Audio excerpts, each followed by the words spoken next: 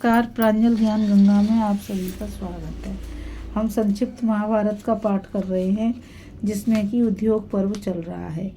कल हमने कथा में श्री कृष्ण का राजा युधिष्ठिर को कौरव सभा के समाचार सुनाने की कथा को पढ़ा था, और आज हम कथा में पांडव सेना के सेनापति का चुनाव तथा उसका कुरुक्षेत्र में जाकर पड़ाव डालने की कथा को पढ़ेंगे। वैशंपायन जी कहते हैं, श्री कृष्ण का कथन सुनकर धर्मराज युधिष्ठिर ने उनके सामने ही अपने भाइयों से कहा, कौरवों की सभा में जो कुछ हुआ वह सब तो तुमने सुन लिया, और श्री कृष्ण ने जो बात कही वह भी तुमने समझ ही ली होगी। अतः अब मेरी इस सेना का विभाग करो। हमारी विजय के लिए यह 7 अक्षौहिणी सेना इकट्ठी हुई है। इसके ये 7 सेना अध्यक्ष हैं, जिनके की नाम सुनो। द्रुपद, विराट, धृष्टद्युम्न, शिखंडी, सात्यकी, चेकितान और भीमसेन। ये सभी वीर प्राणांत युद्ध करने वाले हैं तथा लज्जाशील, नीतिवान और युद्ध कौशल में कुशल हैं। किंतु सहदेव, यह तो बताओ, इन 7 का भी नेता कौन हो जो कि रणभूमि में भीष्म रूप अग्नि का सामना कर सके। सहदेव ने कहा, मेरे विचार से तो महाराज विराट इस पद के योग्य हैं। फिर नकुल ने कहा, मैं तो आयु, शास्त्र ज्ञान, कुलीनता और धर्म की दृष्टि से महाराज द्रुपद को इस पद के योग्य समझता हूँ। इस प्रकार माद्री कुमारों के कह चुकने पर अर्जुन ने कहा, मैं धृष्टद्युम्न को प्रधान सेनापति होने योग्य समझता हूँ। ये धनुष, कवच, तलवार धारण किए रथ पर चढ़े हुए ही अग्नि कुंड से प्रकट हुए हैं। इनके सिवा मुझे ऐसा कोई वीर नहीं दिखाई देता जो महाव्रती भीष्म जी के सामने डट सके। भीमसेन बोले, द्रुपद पुत्र शिखंडी का जन्म भीष्म जी के वध के लिए ही हुआ है, अतः मेरे विचार से यही प्रधान सेनापति होने चाहिए। यह सुनकर राजा युधिष्ठिर ने कहा, भाइयों, धर्ममूर्ति श्री कृष्ण सारे संसार के सारा सार और बलाबल को जानते हैं, अतः जिसके लिए ये सम्मति दें उसी को सेनापति बनाया जाए, भले ही वह शस्त्र संचालन में कुशल हो अथवा ना हो, तथा वृद्ध हो या युवा हो, हमारी जय हो या पराजय हो, यह सब इन्हीं के हाथ में है। और अब यही हमारी सेना का संचालन करेंगे और यही हमको बताएंगे कि हमारा सेनापति कौन हो।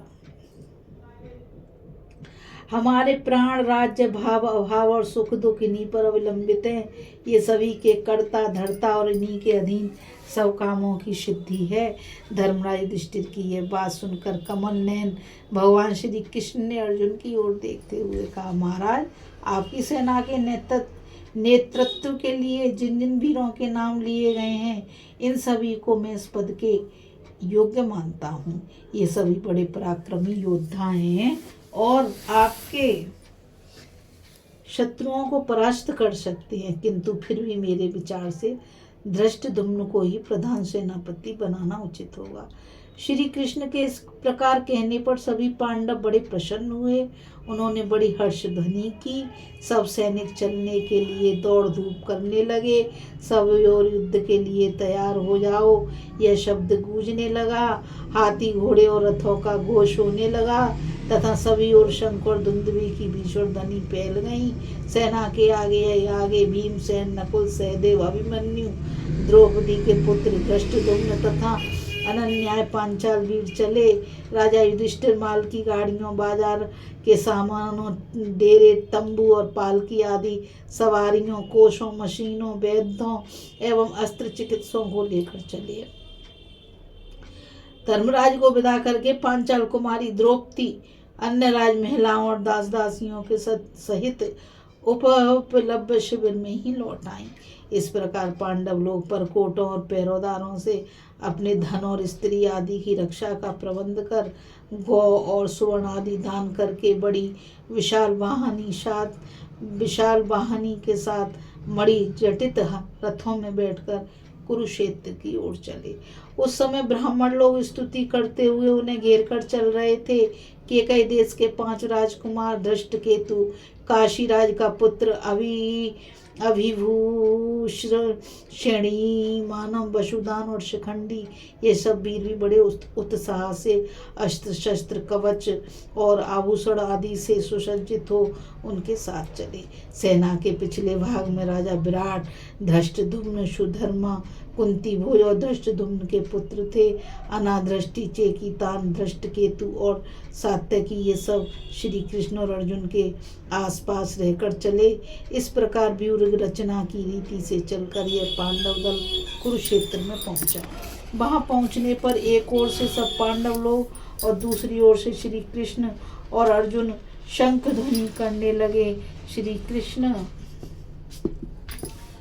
के पांचजन्य की वज्राघात के समान भीषण ध्वनि सुनकर सारी सेना के रोंगटे खड़े हो गए। बोलो श्री कृष्ण भगवान की जय, बोलो श्री संत अर्जुन की जय। इस शंख और दुंदुभियों के शब्द के साथ छरेरे वीरों के सिंहनाद से मिलकर पृथ्वी, आकाश और समुद्रों को गुंजायमान कर दिया। तदंतर राजा युधिष्ठिर ने एक चौरस मैदान में, जहां घास और ईंधन की अधिकता थी, अपनी सेना का पड़ाव डाला। शमशान महर्षियों के आश्रम, तीर्थ और देव मंदिरों से दूर रहकर उन्होंने पवित्र और रमणीय भूमि में अपनी सेना को ठहराया। वहां पांडवों के लिए जिस प्रकार शिविर बनवाया गया था, ठीक वैसे ही डेरे श्री कृष्ण ने दूसरे राजाओं के लिए तैयार कराए। उन सभी डेरों में सैकड़ों प्रकार की भक्ष्य, भोज्य और पेय सामग्रियां थीं तथा ईंधन आदि की भी अधिकता थी। वे राजाओं के बहुमूल्य डेरे पृथ्वी पर रखे हुए विमानों के समान जान पड़ते थे। उनमें सैकड़ों शिल्पी और वैद्य लोग वेतन देकर नियुक्त किए गए थे। महाराज युधिष्ठिर ने प्रत्येक शिविर में प्रतंचा, धनुष, कवच, शस्त्र, शहद, घी, लाख का चूरा, जल, घास फूस, अग्नि, बड़े बड़े यंत्र, बाण, तोमर, फरसे, सृष्टि, रिष्टि और तर्कस, ये सभी चीजें प्रचुरता से रखवा दी। उनमें कांटेदार कवच धारण किए हजारों योद्धाओं के साथ युद्ध करने वाले अनेकों हाथी पर्वतों की तरह खड़े दिखाई देते थे। पांडवों को कुरुक्षेत्र में आया सुनकर उनसे मित्रता का भाव रखने वाले अनेकों राजा सेना और सवारियों के साथ उनके पास आने लगे। इस कथा में बस इतना ही। अभी हम कथा में पांडव सेना के सेनापति का चुनाव तथा उसका कुरुक्षेत्र में जाकर पड़ाव डालने की कथा को पढ़ रहे थे। अब हम आगे कथा में कौरव पक्ष का सैन्य संगठन तथा दुर्योधन का पितामह भीष्म को प्रधान सेनापति बनाना की कथा को पढ़ेंगे। मुझ गीता रावत को आज्ञा दीजिए। कल फिर मिलेंगे एक नई कथा के साथ। और मैं आप सभी से यही कहना चाहूँगी कि इस चैनल को ज़्यादा से ज़्यादा लाइक, शेयर और सब्सक्राइब कीजिए ताकि ये अमूल्य ज्ञान अधिक से अधिक लोगों तक पहुँच सके। इस कथा में बस इतना ही। कल फिर मिलेंगे एक नई कथा के साथ। राधे राधे, जय श्री कृष्णा, नमस्कार।